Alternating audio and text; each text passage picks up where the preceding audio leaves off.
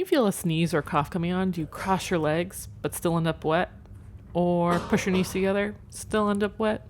You don't have to.